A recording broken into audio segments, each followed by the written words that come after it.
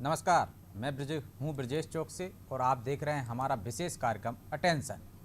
Bulldozer मामा और mission 2023 की तैयारियों में उलझे मध्य प्रदेश के तमाम बीजेपी नेता अंदर से सहमे हुए हैं। इन नेताओं के डर का कारण प्रधानमंत्री नरेंद्र मोदी हैं। एमपी में हाल फिलहाल बीजेपी सरकार या नेताओं का ऐसा कोई विवादित बयान नहीं आया है जिससे डरने की जरूरत हो।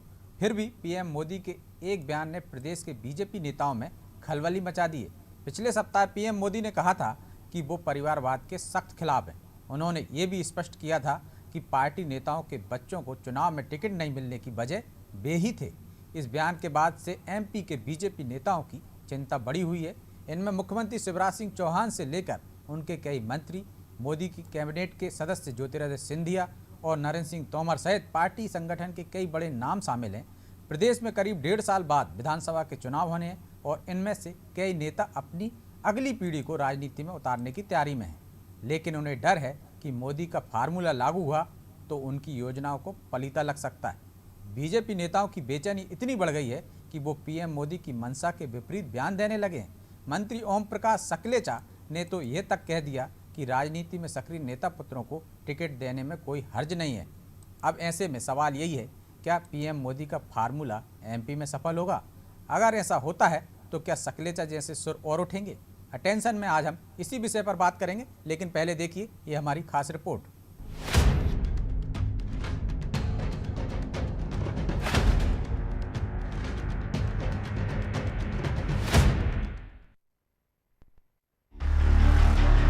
प्रधानमंत्री नरेंद्र मोदी ने पार्टी में परिवारवाद को लेकर एक बार फिर अपना रुख स्पष्ट क्या किया, मानो मध्य प्रदेश बीजेपी में खलबली मच गई। एमपी बीजेपी में परिवारवाद की बेल लंबी है। ऐसे में मोदी फार्मूला पूरी तरह से लागू किया गया तो बीजेपी के शीर्ष नेताओं सहित कई नेताओं के बेटों का पॉलिटिकल करियर चौपट हो सकता है। ज्योतिरादित्य सिंधिया के बेटे महाआर्यमन से लेकर मुख्यमंत्री शिवराज सिंह चौहान के पुत्र कार्तिकेय तक के राजनीतिक भविष्य पर संकट खड़ा होता दिखाई दे रहा है। कई नेता पुत्र तो पिछले विधानसभा चुनाव से लाइन में खड़े हैं, लेकिन कुछ ने अभी पदार्पण किया है। ऐसे में इन नेता पुत्रों के लिए राजनीति का रास्ता कठिन साबित हो सकता है। मध्य प्रदेश भाजपा में अभी तक राजनीतिक विरासत को आगे बढ़ाने वालों में पूर्व मुख्यमंत्री वीरेंद्र कुमार सकलेचा के पुत्र ओम प्रकाश मंत्री हैं। पूर्व मुख्यमंत्री कैलाश जोशी के बेटे दीपक जोशी मंत्री बने थे। कैलाश विजयवर्गीय के बेटे आकाश विजयवर्गीय विधायक हैं। ईश्वरदास रोहानी के बेटे अशोक रोहानी विधायक हैं। पूर्व विधायक लक्ष्मी नारायण पांडे के पुत्र राजेंद्र पांडे भी विधायक हैं। अब इसी तरह राजनीतिक विरासत को आगे बढ़ाने के लिए एमपी के बीजेपी के नेता परिवारवाद का समर्थन करते नजर आ रहे हैं, या यूं कहें कि पीएम मोदी की मंशा पर सवाल उठा रहे हैं। इसमें से एक पूर्व मुख्यमंत्री वीरेंद्र सकलेचा के बेटे शिवराज सरकार में मंत्री ओम प्रकाश सकलेचा हैं। उन्होंने पीएम मोदी की मंशा के अनुरूप परिवारवाद का अर्थ बताते हुए कहा कि जिसके परिवार से कोई पिछले 5-7 साल से सक्रिय न हो उसको सीधा अवसर नहीं मिलेगा। लेकिन उन्होंने गोपाल भार्गव, नरोत्तम मिश्रा, नरेंद्र सिंह तोमर, कैलाश विजयवर्गीय के बेटों को टिकट देने की वकालत भी कर दी और तर्क दिया कि वो कई वर्षों से जमीन पर फुल टाइम काम कर रहे हैं। क्या उनका टिकट सिर्फ इसलिए कट जाएगा? परिवारवाद का उनका सबका अर्थ बहुत सिंपल है कि जिसके परिवार से कोई राजनीति में पिछले 5-7 सालों से सक्रिय ना हो, वो कोई उसने जमीन पे काम ना किया हो, सीधा उसको अवसर देने के बजाय अब जो काम कर रहा है, कई नेताओं के बच्चे फुल टाइम काम कर रहे हैं, तो क्या आप केवल इसलिए उनका नाम काटना चाहते हैं जो फुल टाइम काम कर रहे हैं? जैसे गोपाल भार्गव जी का बच्चा हो, चाहे नरोत्तम जी का हो, चाहे नरेंद्र सिंह जी तोमर का हो, चाहे कैलाश विजयवर्गीय जी का हो, उनने अगली पीढ़ी का सालों से वो बच्चे काम कर रहे हैं। तो क्या आप का ध्यान उस तरफ ले जाने की मंशा है तो स्पेसिफिक बात करें कि साहब जो रूटीन में काम कर रहे हैं उन्हें काम करने का अवसर, उनका भी अधिकार है सामान्य सिटीजन। मध्य प्रदेश में अभी कई नेता पुत्र चुनावी राजनीति में एंट्री के लिए वेटिंग में हैं।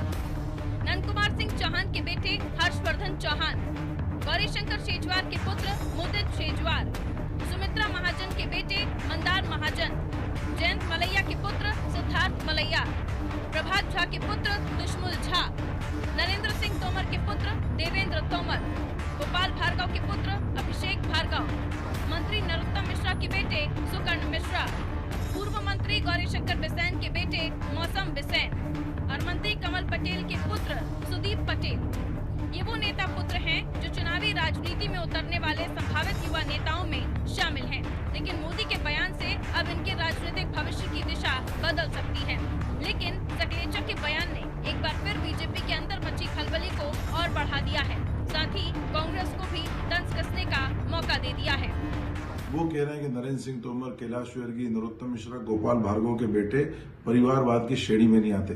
तो कांग्रेस उससे पूछती है, तो क्या स्वर्गीय नंदू भैया, जिनके बेटे को आपने खंडवा से परिवारवाद का उदाहरण देकर टिकट नहीं दिया, क्या वो परिवारवाद की श्रेणी में आते हैं? क्या शिवराज जी के बेटे कार्तिकेय परिवारवाद की श्रेणी में आते हैं? क्या प्रभात झा के बेटे परिवारवाद की श्रेणी में आते हैं? या और कई आपके ऐसे भाजपा नेता हैं जिनका परिवारवाद की आड़ में विरोध करते हैं, क्या वे परिवारवाद के श्रेणी में आते हैं? सिर्फ ये 4 नेता को छोड़ दिया जाए तो बाकी सब नेता परिवारवाद की श्रेणी में आते हैं। ऐसा लगता है कि मध्य प्रदेश की भाजपा जो परिवारवाद को लेकर एक अलग ही कहानी गढ़ रही है। कुछ नेताओं को टिकट, नेताओं के पुत्रों को टिकट देना, इसलिए अलग तरीके से इसकी परिभाषा गढ़ी जा रही। और ऐसा लग रहा है कि मध्य प्रदेश की भाजपा ने ठान लिया कि मोदी जी के इस निर्णय को खुली चुनौती देना है, कुछ नेता पुत्रों को टिकट देना है, उनको आगे बढ़ाना है। इसलिए इस तरह के बयान रोज सामने आ रहे हैं। पिछले दिनों हुई भाजपा संसदीय दल की मीटिंग में मोदी ने सांसदों से कहा कि अगर विधानसभा चुनाव में आपके बच्चों के टिकट कटे हैं तो उसकी वजह मैं हूं। मेरा मानना है कि वंशवाद लोकतंत्र के लिए सबसे बड़ा खतरा है। पीएम मोदी ने सिर्फ विपक्षी दलों पर हमला नहीं बोला, बल्कि अपने दल के नेताओं को भी संदेश देने की कोशिश की है। इसमें उन नेताओं के नाम भी जुड़ गए हैं जो कांग्रेस से बीजेपी में आए हैं। मध्य प्रदेश में 2023 में विधानसभा चुनाव होने हैं। ऐसे में बीजेपी के कई दिग्गज अपने परिजनों के लिए टिकट की दावेदारी कर सकते हैं, लेकिन मोदी का फॉर्मूला चला तो ये दावेदारी खटाई में पड़ सकती है। ब्यूरो रिपोर्ट, अनादि टीवी।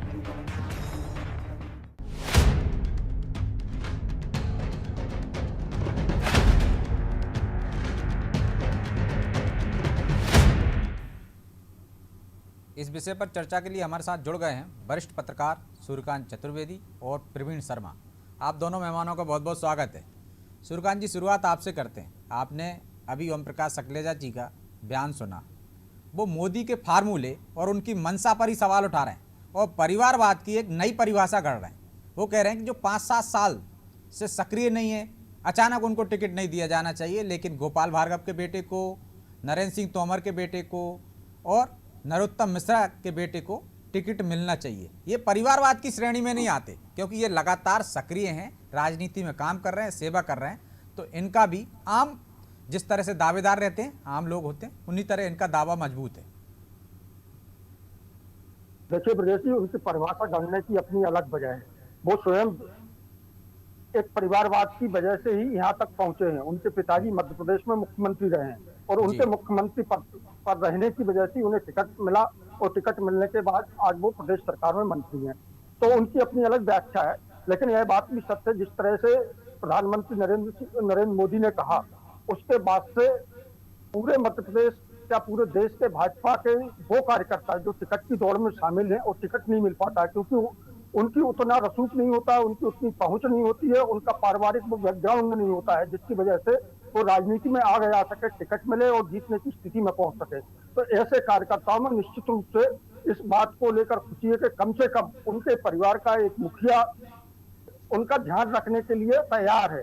और निश्चित रूप से आप मानिए कि जो राजनेता होते हैं, उनके पुत्र अभी तक राजनीति में, चाहे कांग्रेस हो, चाहे भाजपा हो या अन्य दल हो, उन्हें आगे आने का मौका सामान्य कार्यकर्ता की तुलना में कम से कम 100% अधिक मिलता है। और यही वजह है, आप देख लीजिए कि चाहे आप तो सूर्यकांत जी, सुर उठने की वजह क्या देखते हैं आप? आपको लग रहा है कि 2023 में जो मोदी जी ने कहा है उसका पालन होगा, इसलिए छटपटाहट है, इसलिए खलबली है नेताओं में?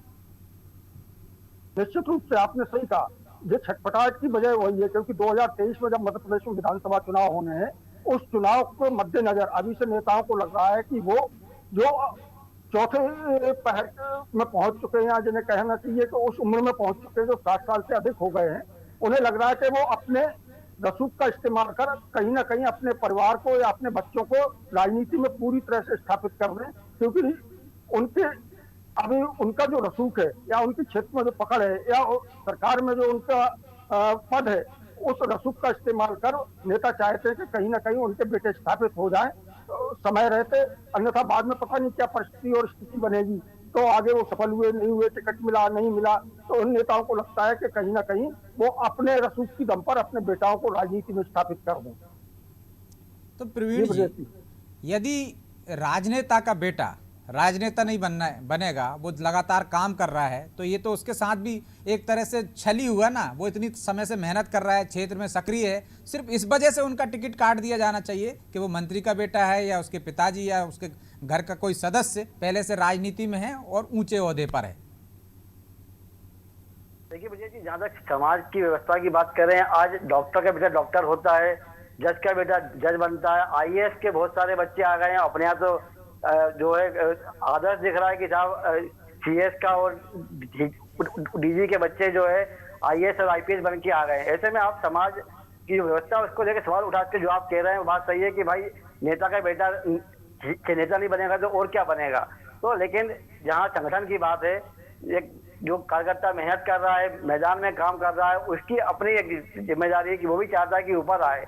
लेकिन अगर परिवारवाद की बात चलेगी तो कहीं ना कहीं जो मेहनत करने वाले लोग हैं, जो जिंदगी से जो दरी बिछा रहे हैं, वो कुर्सियां बिछा रहे साफ कर रहे हैं संगठन की, उनकी जो मंशा है, उनकी मेहनत पे उस पर कहीं ना कहीं पानी फिर सकता है। तो मुझे लगता है कि मोदी जी ने जो बात आज कही, अगर वो 42 साल पहले कही होती तो कहीं ना कहीं वो उस पे फॉर्मूले पे पूरी पार्टी काम नहीं, तो भाजपा संगठन का ये, वो तो परिवारवाद का, वंशवाद के खिलाफ नारेबाजी करके वो तो उनके मुद्दे में शामिल है कि इसके खिलाफत करती है, वो लगातार खिलाफत करती आ रही। तो ये तो नेता पुत्रों को पहले ही सोचना चाहिए था कि हमें मौका नहीं मिलेगा।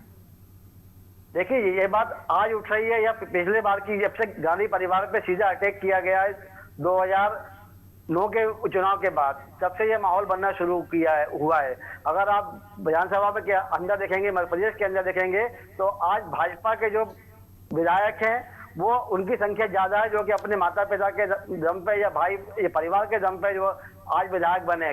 आज मध्य प्रदेश में कम से कम 24 विधायक ऐसे हैं जो अपने परिवार की पृष्ठभूमि के कारण आज वहां तक पहुंचे हैं, जिनको टिकट मिला उस टाइम पे। तो मुझे लगता है कि जब जरूरत थी तो आपने टिकट दिया। आज जब पार्टी संगठन मजबूत हो गया है, आपकी संख्या बल बढ़ गई है, तो ये इस टाइप के फॉर्मूले आने लगे हैं। तो आज जो ओम प्रकाश जी ने बात करी है, ओम प्रकाश सकलेचा ने, ये बात आगे भी उठेगी, क्योंकि आज विधानसभा में 24 विधायक भाजपा के बेटे हैं, जो मंत्रिमंडल में भी 3 लोग शामिल हैं। तो ये लोग अपना कहीं अस्तित्व बचाएंगे, ये अपने आप नहीं आए थे, इनके तो फिर उस कार्यकर्ता का क्या होगा प्रवीण जी, जो शुरू से दरी उठाते आ रहा है? एक मंत्री का बेटा फिर उस क्षेत्र से चुन लिया जाएगा, तो वो तो फिर 10 साल वो शासन करेगा, जब तक एक कार्यकर्ता तो बूढ़ा हो जाएगा जिसने मेहनत की है, उसको जिताने के लिए लगा रहा। फिर कार्यकर्ता पार्टी के लिए इतनी मेहनत क्यों करे? मैंने ये बात शुरू में कही कि जो कार्यकर्ता मेहनत करता है, जो दरी बिछा रहा है, जो कुर्सियां बिछा रहा है, पार्टी की बैठकों में लंबे समय से काम कर रहा है, विज्ञप्ति लेके आ रहा है, तो उसका भी हक बनता है। अगर इस टाइप से परिवारवाद को आगे बढ़ाया तो कहीं ना कहीं उनका मनोबल टूटेगा, उनके काम करने की दिशा बदलेगी और संगठन में जो है विद्वेष की भावना, संघर्ष के असंतोष सामने आएगा, जो कि किसी भी पार्टी संगठन के लिए अच्छा नहीं है। लेकिन असंतोष तो सामने आने लगा सूर्यकांत जी, और हम देख रहे हैं ओम प्रकाश सकलेचा का असंतोष ही है एक तरह से, उन्होंने सवाल उठाए हैं और कांग्रेस भी तंज कस रही है। वैसे तो कांग्रेस को तंज कसने का हक नहीं बनता, लेकिन वो कह रही है, वो सवाल भी एक उठा रही है कि सिर्फ उन नेता पुत्रों के टिकट काटने की तैयारी है फार्मूला बनाकर जिनकी ऊपर तक पहुंच नहीं है। ओम प्रकाश सकलेचा कह रहे हैं कि गोपाल भार्गव के बेटे का कसूर है, नरोत्तम के बेटे का क्या कसूर है, नरेंद्र सिंह तोमर के बेटे का कसूर क्या है। तो कुछ नेता पुत्रों को टिकट दे दिया जाएगा, लेकिन उसकी आड़ में नंदू भैया जैसे के बेटे को टिकट काट दिया जाएगा या प्रभात झा के बेटे का टिकट काट दिया जाएगा। तो ये फार्मूला सिर्फ कुछ लोगों को, एकदम भीड़ ना आए, लेकिन चयनित लोगों को दे दिया जाए। जैसा उत्तर प्रदेश में भी हमने देखा, राजनाथ जी के बेटे को दे दिया और कहा जाता है कि नहीं, उनकी पैंठ है, जमीनी स्तर पर काम करते हैं, सर्वाधिक वोटों से जीते हैं। देखिए हर जगह कुछ अपवाद होते हैं और भाजपा में वो अपवाद रहेंगे। पिछली बार आपने देखा इंदौर विधानसभा में क्या हुआ, इंदौर शहर में कैलाश विजयवर्गीय जी के बेटे को टिकट दिया गया और वो वर्तमान में विधायक है।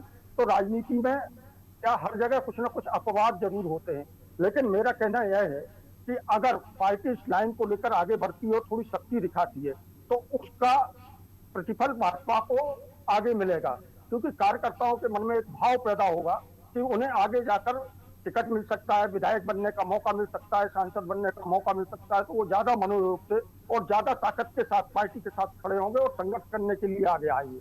जब किसी कार्यकर्ता को लगता है अगर वंशवाद चलता रहा तो कार्यकर्ता को लगेगा तो उन्हें तो आगे आने का मौका मिलना नहीं है, तो वो क्यों मेहनत करें।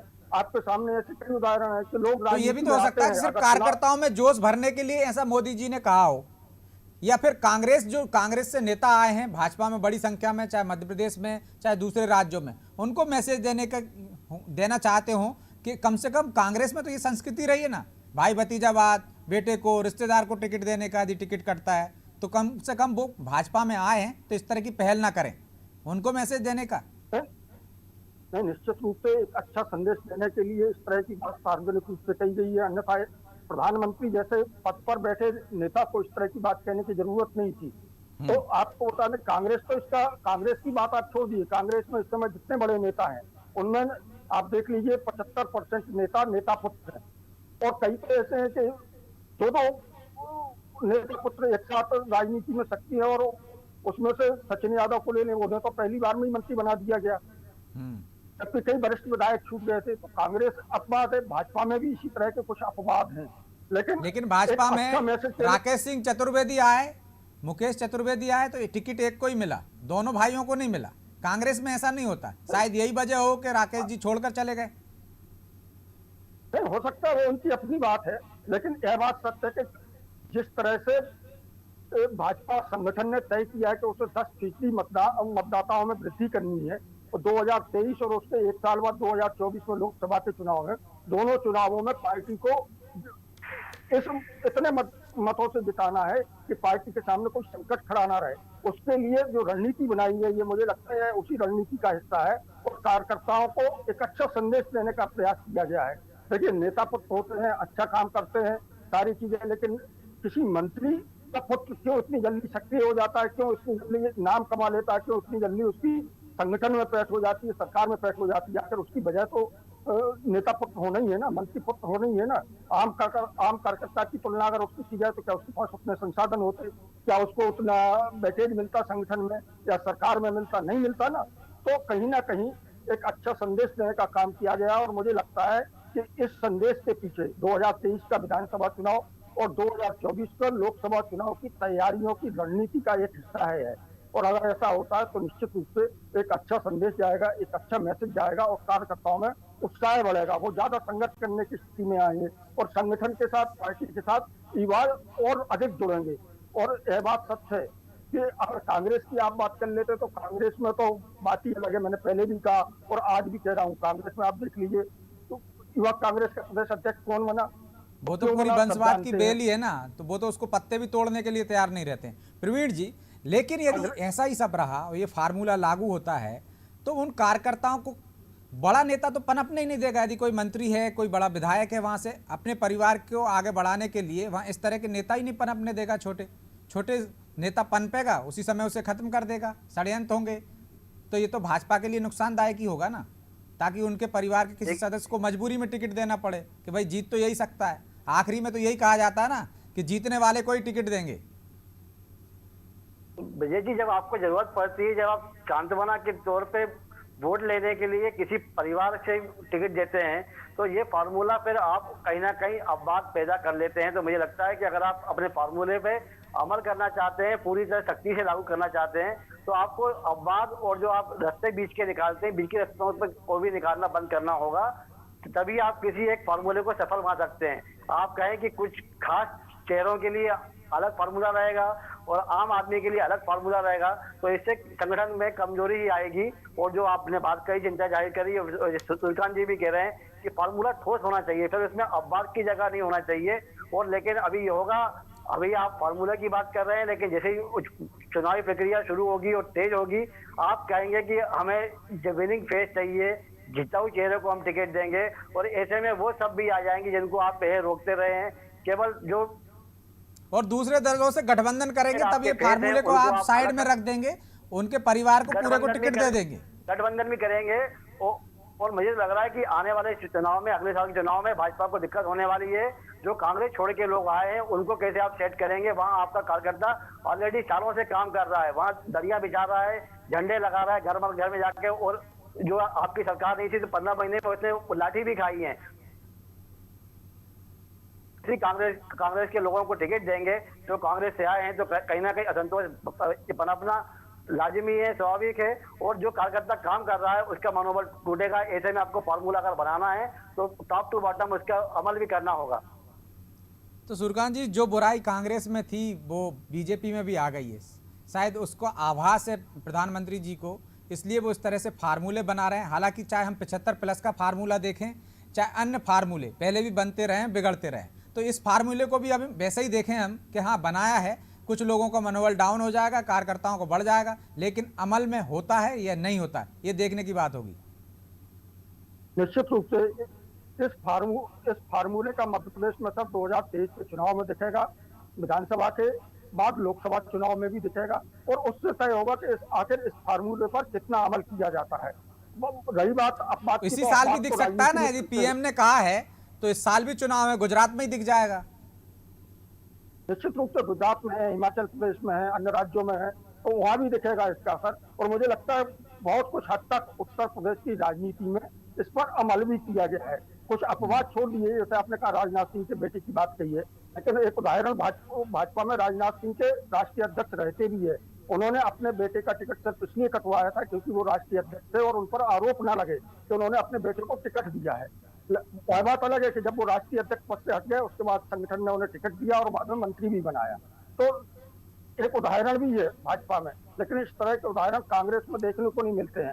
उसको आपको मालूम है कि इसका उदाहरण मध्य प्रदेश ही है, जहाँ परिवार से एक नहीं दो लोग राजनीति में, दोनों को टिकट दिया गया। तो हो सकता है कि जिस तरह से अमित शाह ने अपने बेटे को क्रिकेट की दुनिया में भेज दिया है, क्रिकेट के माध्यम से राजनीति करते रहेंगे वो, शायद ज्योतिरादित्य सिंधिया भी समझ गए हैं, उन्होंने भी अपने बेटे को क्रिकेट के क्षेत्र में भेज दिया है कि वहां से राजनीति में एंट्री करना बाद में, अभी कोई चांस नहीं है। देखिए, मुझे लगता है कि वो बेटे को राजनीति में लाने के लिए अभी से उसे सक्रिय कर रहे हैं। जिस तरह से पिछले 1-1.5 साल से जब से भाजपा में शामिल हुए, 2 साल पहले ज्योतिरादित्य सिंधिया, उसके बाद से आपने देखा होगा कि आर्यमन ग्वालियर में सक्रिय हो गए हैं। वो जन्मदिन कभी ग्वालियर में नहीं मनाते थे, लेकिन इस बार पिछले साल उन्होंने अपना जन्मदिन ग्वालियर में मनाया है। उसके बाद वो सामाजिक या धार्मिक या अन्य तरह के जो कार्यक्रम होते हैं सार्वजनिक, उसमें दिखना शुरू हो गए हैं। तो वो तो उनका परिवार तो राजनीति करता है शुरू से, वो तो परिवारवाद से ज्यादा वंशवाद पर आ गए हैं, तो उनको कैसे रोकोगे आप लेकर आए हो? तो अब जो तो भाजपा को सोचना है कि कैसे करना है, क्या करना है। मुझे लगता है कि इस बहाने उन्होंने कांग्रेस के जो भाजपा में नेता है उन्हें भी एक संदेश देने का प्रयास किया है, क्योंकि भाजपा कांग्रेस की जो बुराई है वो भाजपा में भी इस समय खूब देखने को मिलती है। और मुझे लगता है एक संदेश ये भी देने का प्रयास किया है कि भाजपा कांग्रेस के जो नेता भाजपा में आए हैं वो वहीं तक संगठन में सीमित रहेंगे, वहीं तक सरकार में सीमित रहेंगे। आगे उन्हें परिवारवाद या वंशवाद के चलते उनके परिवार के किसी आदमी को शायद ही संगठन टिकट दे।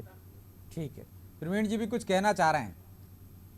जी मैं प्रवीण जी, कह रहा था कि सिंधिया जी ने अपने बेटे की जो है लॉन्चिंग कर दी है, और अब क्रिकेट के जरिए वो राजनीति के मैदान में चौके छक्के मारने तैयार हो गया। आगे आने वाले समय में आप देखेंगे कि वो जो है राजनीति में एंट्री होगी उनकी। आप वंशवाद और परिवार की बात कर रहे हैं, ये कहीं ना कहीं अपवाद अभी से दिखना शुरू हो गए। भाजपा नहीं करेगी तो कहीं और से एंट्री हो जाएगी। उनके परिवार में तो चलता रहा है कि एक कांग्रेस में रहा, एक बीजेपी में रहा, तो दरवाजे सारे खुले रहते हैं राजनीति में। तो अगर अपन अपवाद की बात करें तो मध्य प्रदेश में भी संजय शाह और विजय शाह एक ही पार्टी में दोनों विधायक है ना, एक ही परिवार से। आप कह रहे हैं कि कांग्रेस में नहीं है, तो मुझे लगता है कि ये परिवारवाद का निशाना केवल कांग्रेस को निपटाने के लिए कांग्रेस को परिवार से महापौर भी रही हैं, ऐसा नहीं है। एक ही परिवार से पढ़ने लगा है, अब वो उल्टा पढ़ने लगा है। जो आपने निशाना परिवारवाद का जो कारतूस छोड़ा था आपने बम जो है कांग्रेस के लिए, अब वो भाजपा में भी इसका असर होने लगा, उसकी धमक होने लगी है। और ओम प्रकाश सखेजा की बात जो है उसकी पहला धमाका है, पहली धमाके आने वाले चुनाव में आने वाले। ये तो पहला धमाका है, कई धमाके और होंगे जब तक चुनाव आएगा। जैसे जैसे नजदीक आते रहेंगे चुनाव के समय, वैसे वैसे ऐसे धमाके और ऐसी आवाजें उठना शुरू हो जाएंगी। बहरहाल अब समय इजाजत नहीं देता, इसलिए चर्चा को यहीं विराम देंगे। आप दोनों मेहमानों का बहुत बहुत शुक्रिया। तो फार्मूला तो बनते रहे हैं भाजपा में, चाहे 75+ का फार्मूला हो, चाहे अब युवा पीढ़ी को आगे लाने का। फार्मूले हमेशा इसलिए बनाए जाते हैं कि वो सफलता दिलाएं। कहीं उन फार्मूलों से, पुरानी परंपरागत तरीक़ों से चलने से कहीं असफलता हाथ न लग जाए, इसलिए फार्मूले ईजाद किए जाते हैं। कहीं असर होता है, कहीं बेअसर होते हैं, तो फिर फार्मूले बनते बिगड़ते रहते हैं। हो सकता है ये फार्मूला भी बना है और इसके बाद यदि अमल में नहीं आता है तो कितना अमल में आ पाएगा, और फिर नहीं तो नया फार्मूला कोई सामने आएगा, ये देखने की बात होगी। उसके लिए आपको इंतजार करना पड़ेगा और हम भी इंतजार करेंगे। अटेंशन में आज इतना ही, मुझे दीजिए इजाज़त और आप देखते रहिए अनाजी टीवी। नमस्कार।